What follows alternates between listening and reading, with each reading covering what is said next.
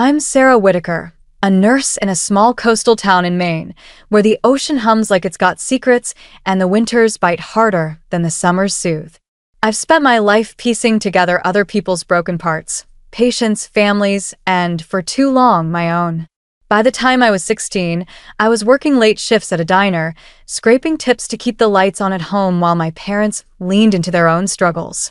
I'm not one for self-pity, but some days, the weight of it all feels like carrying a bucket of water with a hole in it.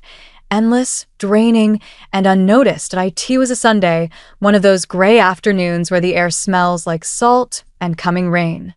I'd just finished a 12-hour shift at the hospital, my scrubs still faintly smelling of antiseptic, when I stopped by the market to grab groceries for my parents' place. It was a habit, one I'd kept since high school.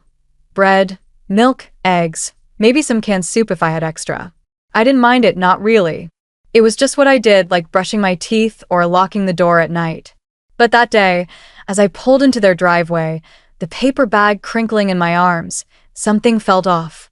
The house looked the same, peeling paint, sagging porch, but the air was heavier, like it was holding its breath. I stepped inside, the familiar creak of the floorboards greeting me. My mom, Ellen, was in the kitchen, chopping onions with a rhythm that felt more like a warning than cooking. My dad, Tom, stood by the counter, staring at his coffee mug like it owed him answers. Caleb, my younger brother, was sprawled on the couch, scrolling on his phone, his sneakers still on despite Mom's rule about shoes in the house. I set the groceries down, expecting the usual silence, maybe a nod from Dad, nothing from Caleb. But before I could unpack, Mom's voice cut through the room like a blade. "Selfish," she said, not looking up from the cutting board.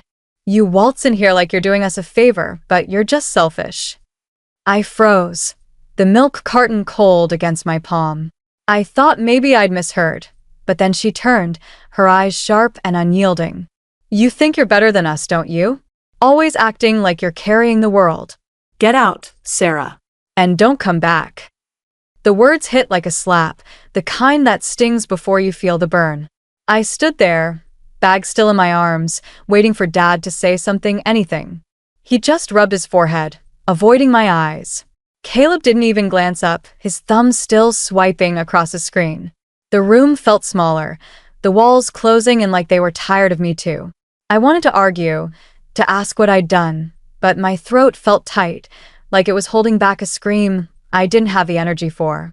So I turned, walked out, and let the door click shut behind me. Driving away, the groceries still in my backseat, I felt this strange mix of hurt and relief, like I'd been holding my breath for years and finally exhaled. I didn't know it then, but that moment was the start of unraveling everything I thought I knew about family, love, and what it means to be needed. Growing up in our little Maine town, life was like the tide, predictable but relentless. My dad, Tom, used to run a fishing boat, the kind of guy who'd come home smelling of salt and diesel, proud of every callus on his hands. But when the fishing industry took a hit, so did he. He started drinking more, talking less, and the business he built crumbled like the cliffs during a storm. Mom, Ellen, was a school secretary back then, always organizing, always in control, but she carried this bitterness, like she blamed the world for not keeping up with her plans. And then there was Caleb, my little brother, 3 years younger, with a smile that could charm the paint off a wall. He was their golden boy, the one they called sensitive, even when he was just lazy. I was 16 when I started working at Sally's Diner, bussing tables to cover the electric bill after Dad missed a payment. I didn't mind the work. There was something honest about the grease and the late-night chatter. By 17, I was waitressing, juggling school and shifts while Mom fussed over Caleb's asthma attacks, which always seemed worse when he needed an excuse. I'd come home to find him playing video games while Mom made excuses. He's just finding his way. I never got that kind of grace. I got a nod when I handed over my tips labeled college fund, though most of it went to groceries or gas. I worked hard, not because I wanted praise, but because I had to. I earned a full scholarship to nursing school at the state university, packed my bags, and rented a U-Haul to move myself. No one came to see me off. Mom said she had a shift. Dad said the truck needed fixing. Caleb just texted, "Good luck." I didn't expect a parade, but I thought maybe they'd notice I was leaving. They didn't. By 18, I was on my own, studying by day, working hospital shifts by night, and still sending money home when mom called about a tight month. It wasn't about love, it was about survival, theirs and mine. Caleb, though, never had to grow up. He tried trade school for a semester, dropped out, then bounced between jobs, pizza delivery, hardware store clerk, quitting each one when it got too hard. Mom and Dad always had his back, saying he was figuring it out. Meanwhile, I was the one who made sure the fridge was stocked, the heat stayed on. I didn't resent Caleb, not exactly. He was my little brother, the kid who used to draw me lopsided hearts on construction paper. But somewhere along the way, I stopped being his sister and became the one who fixed things, the one who didn't get to fail. As the years went on, the calls from Mom became a rhythm, like the foghorn off the harbor. "Sarah, we're a little short this month," she'd say, her voice clipped, like asking was a favor she was doing me. It started small, $1.50 for groceries, $100 for the water bill. I'd transfer the money, no questions asked, because that's what you do for family, right? But then it was the electric, the car insurance, and eventually the mortgage. I don't know when it became my job to pay the whole thing, but by the time I was 24, I was sending $1,200 a month, every month like clockwork. My bank account felt like a revolving door, money in from my nursing shifts, money out to their house I'd visit sometimes, bringing groceries or fixing a leaky faucet, and Mom would nod like it was expected, like I was just doing my part. Dad would mumble a thanks, but his eyes were always somewhere else, out the window on the TV. Caleb, though, he'd joke about it. One day, as I handed over a bag of groceries, he grinned and said, "What would we do without our family bank?"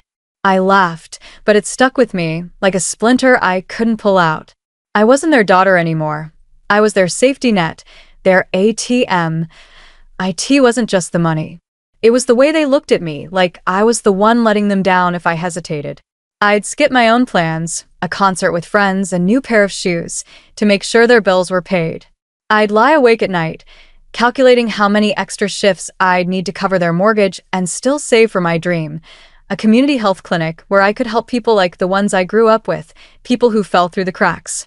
But every time I sent money, that dream felt further away, like a lighthouse fading in the fog. I tried talking to Mom once, asking if Caleb could pitch in, maybe get a steady job. She got quiet then said, "He's not like you, Sarah. He needs time." I wanted to scream that I never got time, that I was 16 when I learned to balance a checkbook so they wouldn't lose the house. But I didn't. I just nodded, sent the money, and kept going. Because if I stopped, what would happen? I told myself I was doing it for them, for the family, but deep down, I was scared of what it meant if I wasn't needed anymore. After that Sunday, when Mom told me to get out, I moved into a one-bedroom apartment on the edge of town. It wasn't much, creaky floors, a radiator that hissed like it was arguing with itself, but it was mine. I painted the walls a soft green, like the sea glass I used to collect on the beach as a kid. I bought a small herb garden for the windowsill, basil, thyme, a stubborn little mint plant, and watered it most days, a quiet promise to myself that I could care for something without it demanding everything. For the first time, I cooked just for me. Pasta with sauce from scratch, no one to complain it wasn't what they wanted. I left dishes in the sink overnight, not because I was messy, but because I could. No one called to ask for money. No one sighed like I'd failed them. The silence was loud, but it was mine that I kept working at the hospital, picking up extra shifts to save for my clinic dream. I'd walk home along the waterfront, the salt air clearing my head, and feel this strange lightness, like I'd been carrying a weight I didn't even know was there. I started sketching ideas for the clinic, free vaccinations, mental health support, a place where people like me could feel seen. It wasn't much, just a notebook and some hope, but it was enough to keep me going. For 3 months, my phone stayed quiet. No calls from Mom, no texts from Caleb, not even a grunt from Dad. I told myself I didn't care, that I was better off.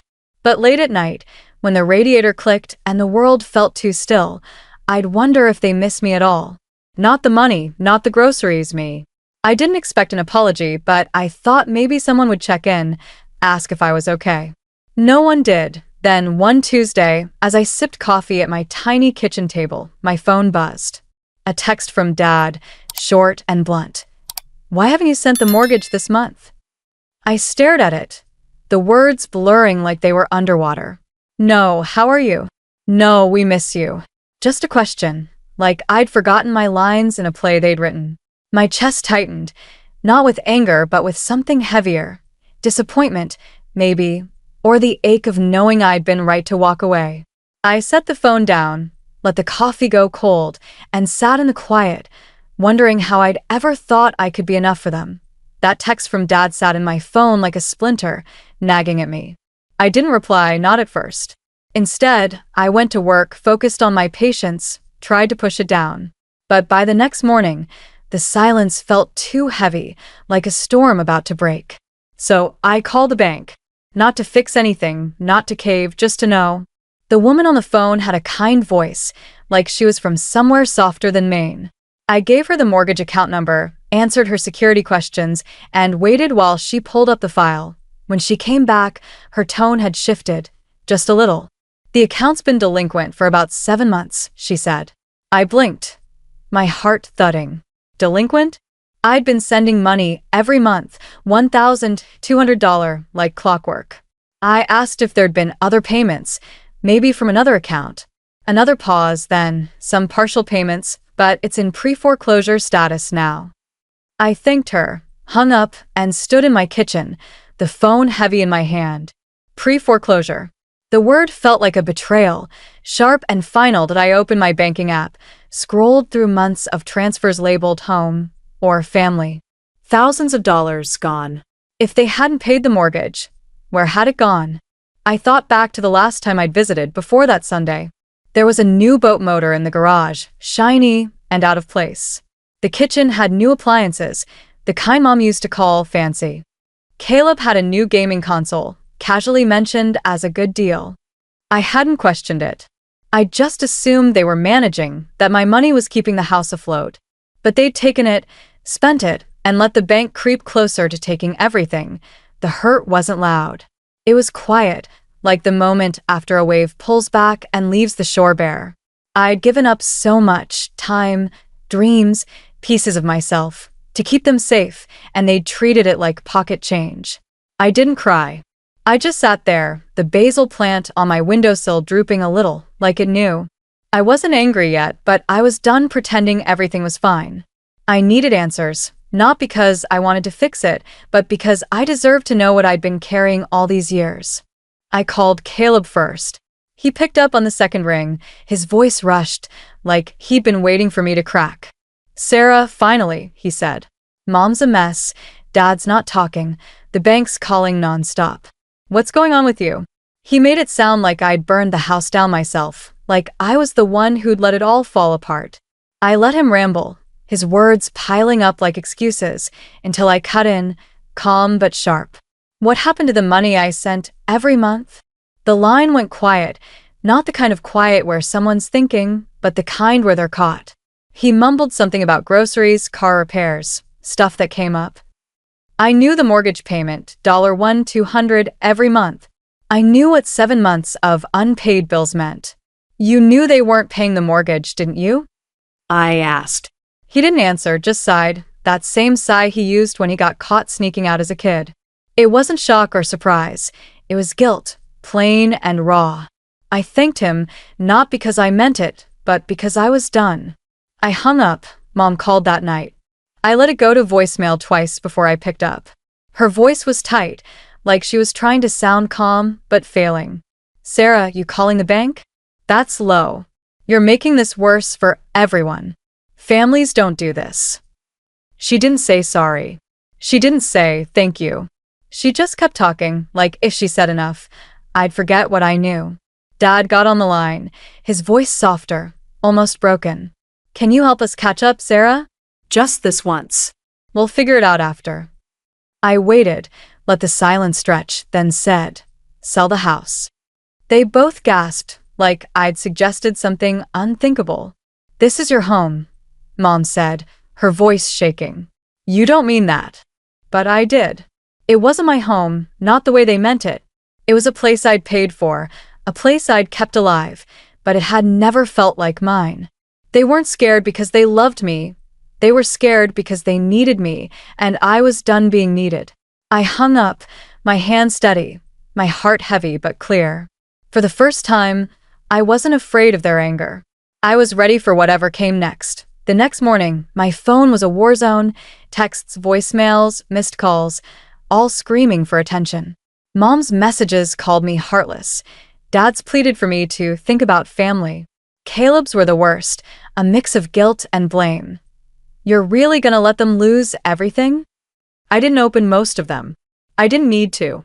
I knew what they'd say, that I was cruel, that I'd turned my back on them. But they'd turned their back on me long before. The moment I became more useful than love, I made coffee, sat at my table, and watched the steam rise, the world outside my window soft and gray. The phone kept buzzing, but it felt distant, like static from a radio I'd already turned off. I thought about all the years I'd spent holding them up, missed birthdays, skipped vacations, nights spent worrying about their bills instead of my own dreams. I'd given them everything, and they'd taken it without a second thought, spending it on things they wanted while the house I paid for slipped into foreclosure. I opened our old family group chat, the one we used for grocery lists and reminders I always ended up handling. I didn't type a word. I just changed the name from Whitaker Family to Closed Account, muted it, and archived it. Then I deleted their numbers one by one, not with anger but with a quiet kind of finality. On my counter was an envelope, my name written in Mom's careful handwriting. She must have dropped it off that Sunday, thinking I'd come crawling back. I held it, felt its weight, then dropped it in the trash. No tears, no drama, just a choice. I stood in my kitchen, the basil plant perking up in the morning light, and felt something new, weightless. Not the kind of lightness that comes from joy, but the kind that comes from letting go. I wasn't running from them.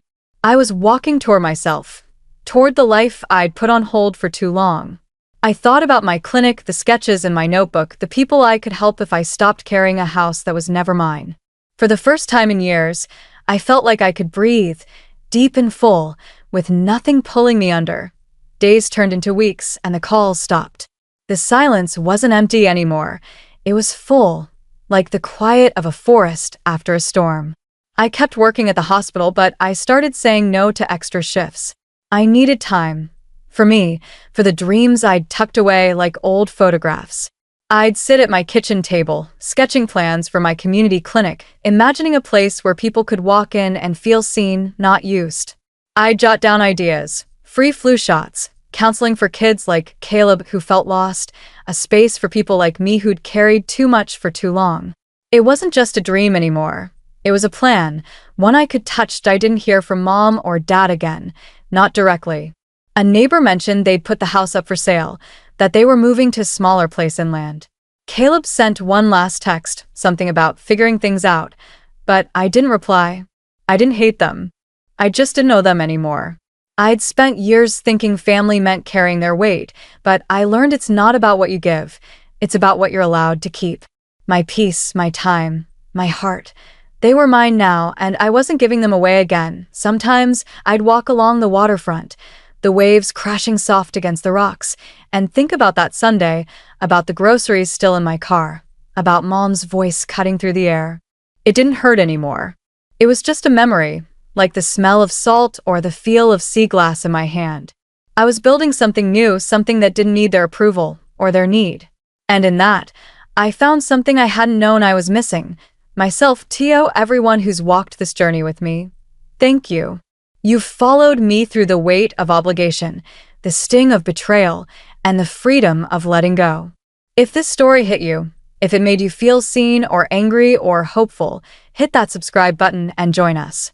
Every story we share is a piece of someone's truth, a reminder that you don't have to carry what isn't yours. Keep building your own path, and I'll meet you at the shore.